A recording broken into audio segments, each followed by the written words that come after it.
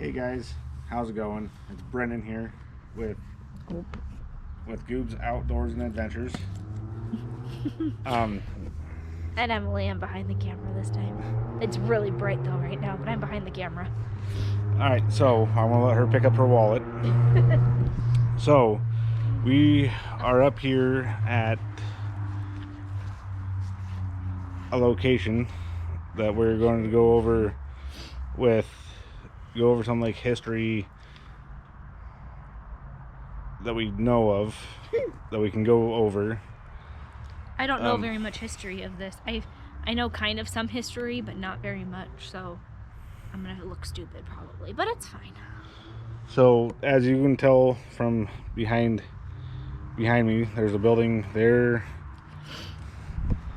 a building right over here. I can't tell if you can see with the glare. And there's a building here, and then if we walk over here, there's a little building right there. We'll show them all of it. And then we will go kind of this way, and there's a little caboose hut right there. And then obviously, as you can see, there's railroad tracks here, an old blacksmith shop that's right here, and a lot of the history with all of this is they're all like old logging slash loggers huts, or like little offices and whatnot. Like one says bunkhouse. Which we can show them inside of it too. No, we can't. We can't show inside? We can't show inside. Why? Because they're locked. No, I know, but if you use can you peek it through the Oh, we can probably windows? do that. And then we also have stuff in here, I didn't realize there was which we'll kind of go, there was this in there. which we'll go over that type of stuff as well.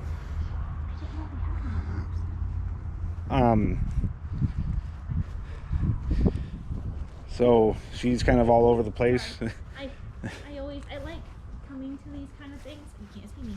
I like coming to these kind of things, and I've grown up here my whole life, but I haven't actually like really looked. I think last year at Log Show we walked into these buildings, but some of the other stuff I haven't even looked at, or haven't even been to a museum. There's a historical museum, and I haven't even been to that yet. So with the historical museum, we just read this on the sign that says that they're open Tuesdays and Thursdays. Tuesday through Thursday and Sundays.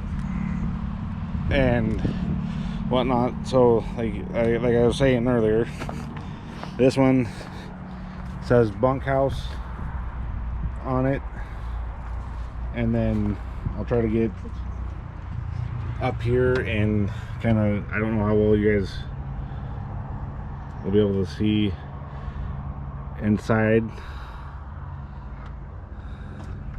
but it's got a bunch of cool stuff, like what they used to wear back in the day. And then the one that's over here says saw shop, and if you can see right there, they got a couple misery whips, chains, bars right there, and they have a back room. There was a log in the, there's a piece of wood in that. But yeah, they got a bunch of cool stuff in this one as well.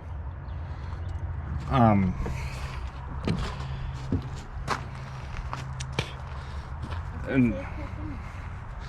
In the bunkhouse, there was a big piece of wood from the 1565. And then we also have this building right here, which it's got a bunch of stuff. Let's see if I can get my screen to work. We got a bunch of stuff in here. And then I'll let you guys get kind of a read on that. And there's also this up here too, that gives you a little more, I don't know how well you can read it with the glare, but it gives you a little more information on this building. And it says it was donated by Washington State Park, and it was built in the early 20s by the Washington State Division of Forestry. I can't, you're too short. No, I'm not. And then we also have a building, like a green building, that's right over here. It says built early in World War II. This cabin served as an observation post for aircraft spotters in search of enemy planes. So I don't know how well you guys can read that. Trying to get a good angle on it. I thought it was an old outhouse, but no, you're wrong.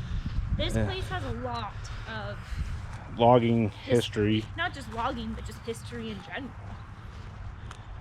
And then right here, if you guys can see that, it's a lookout.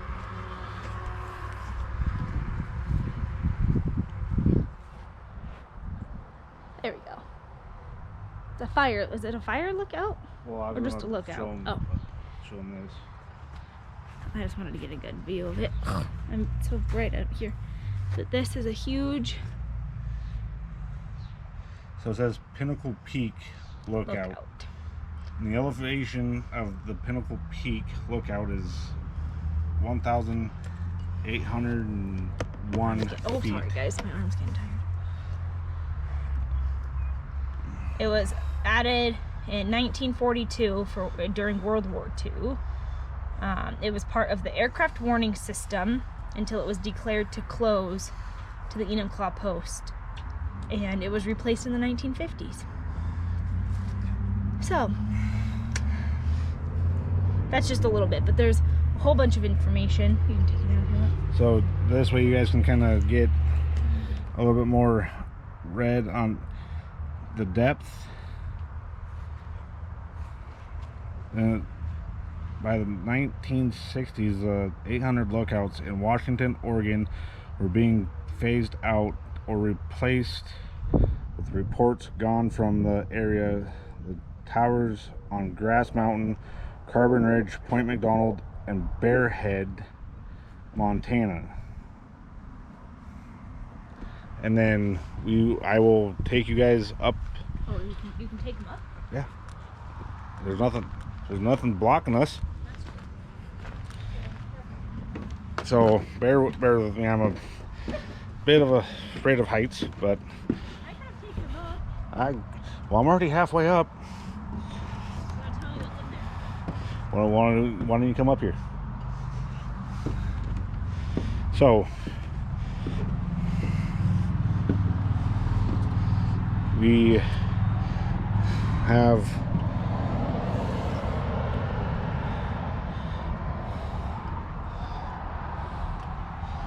and then a little bit of paper there that says some stuff. It says lookout duties, fire, be alert. The objects is to see, locate, and report any fires in the shortest possible time without as much accuracy as possible. It goes over stuff like that. The floor is a little creaky, so here's some more stuff.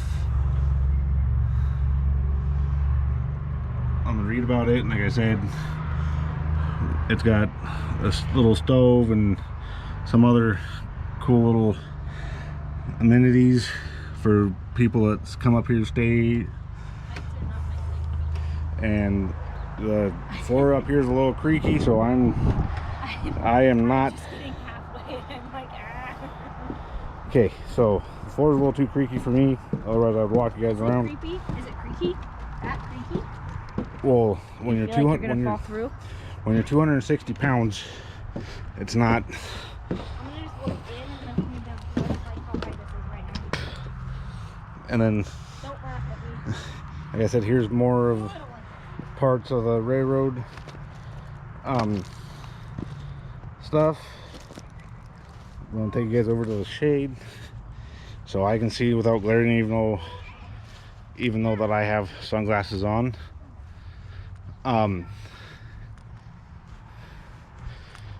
So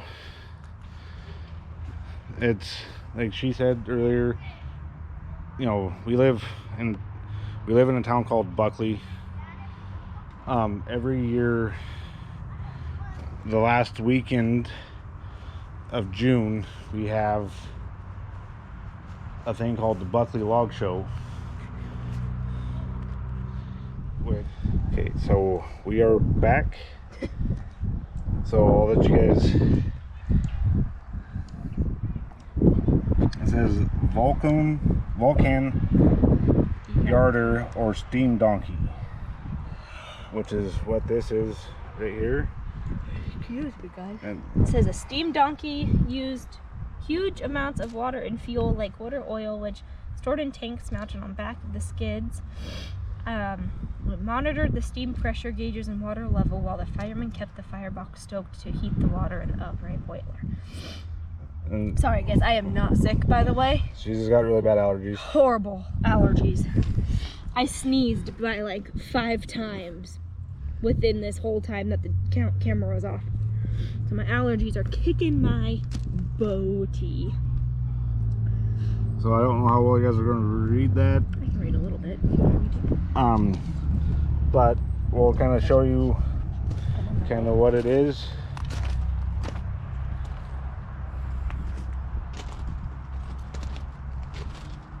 So this is kind of what it looks like. And Compared to me, well, I don't know how well they're going to be able to see it with the glare. Whoop, whoop. compared to me, Go this way a little bit. this is how big it is. So if you guys can see the tip top of that too, I'm 4'8". I was gonna say 4'11". I am not 4'11". I am 4'8". So compared to a little me and this thing, it's pretty huge. And it's a little busy up here today, so we're trying. We'll see. So now we'll get kind of back over, try to get back on track without getting distracted and interrupting. Hey, it's part of the YouTube. So now we'll get back to, you know, other logging stuff from back in the day. So here we go. Here's a Cat D8. Let's see if I can't get in there a little bit better. It's a 1947 Cat D8. And then, if, like you said, if you can see that, oh wait, nope. It says 1947 Caterpillar D8-2U, and it was donated in 2016. And then we have a Pacific Car and Founder Co. logging arch. Let's right here. Sorry about the pole. And then if you guys can see in there, there's a bunch of Macs and I think a few home lights, and there's a Wright saw, a few of them, a couple Echoes, a couple Mini Macs, but there's that, which there's a lot of Macs around here. Huh? I can show this one. Now, well, you can hold it and I can share. But now we have I was just gonna have. Here, let me back up just a little bit. It's a little close up.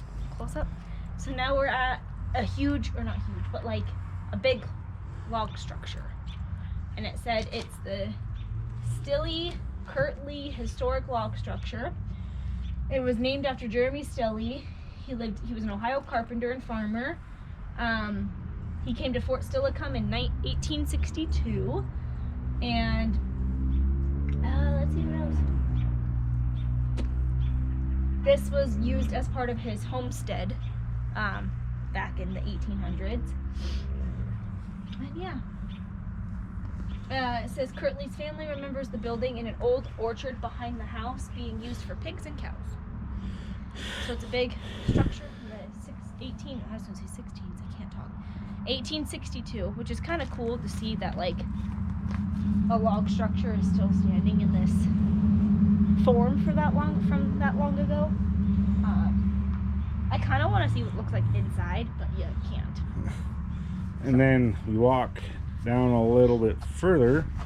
We have a Garrett tree farmer, first of over 20,000 Garrett log skidders in U.S. worldwide. Manufactured in Enumclaw, Washington, Thunder Bay, and it's got Ontario, Canada, and Malmo, Sweden. And it was manufactured in 1958, but it's a little skidder. And I'll get up here, and then we got more Macs and home lights in the back there, but here's a little bit better view of all of what's in here. And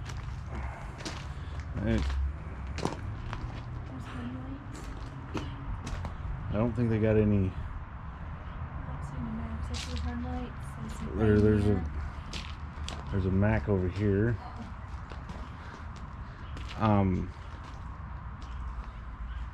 But yeah, it's a lot of historical stuff. And then we got Walt's garage. This looks pretty new. Yeah, this is really new, where they're building or they're restoring it or something. And then if you guys know what this little red thing, other than a shifter or whatnot, is, let me know down in the comments. And then we have this cool wagon. Well, look. And then, so yeah, it's got a bunch of cool stuff. And then we got more. We got like a little horses there, and then a little buggy and some other like reins and whatnot for the horses. So, oh wait, sorry. Go ahead. No, let you finish. Go ahead. Okay. I was gonna say, and then, are you done over in this area? Well, we're gonna go backwards. Okay. Well, I'll take you back this way when we're done and show you another wall of info. Oh, there's another wall of info there? I think so. Down by Wally's. Oh. It looked like there was. So I was gonna show them when we're done. So. Oh. So then, if we come over here, we got a big snatch block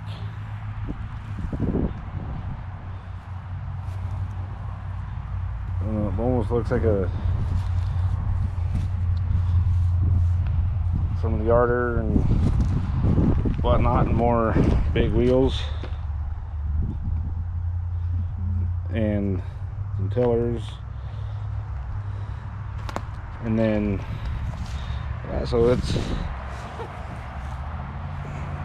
got a lot of historical stuff that's really cool. There's more wheels and stuff over here, an old barrel, and a lot of other stuff for going on like the railroad tracks. Tiny little choker cable. And fun fact, which, you know what I just realized? That building that we were standing on after we got married, ain't here.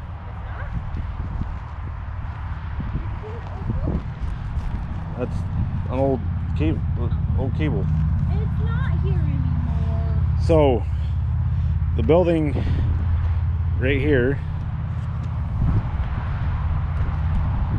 is the building that we got married in just a little over a year ago. And then Wasn't it over here? that was right over here. And then the building that's right here is the actual museum, which will take you kind of a little bit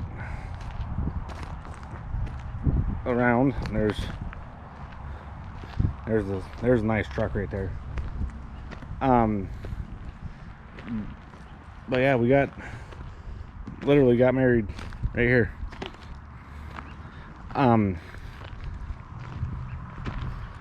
But yeah, if you guys ever want to come down and give these a look, we got a board right here on stuff that happens.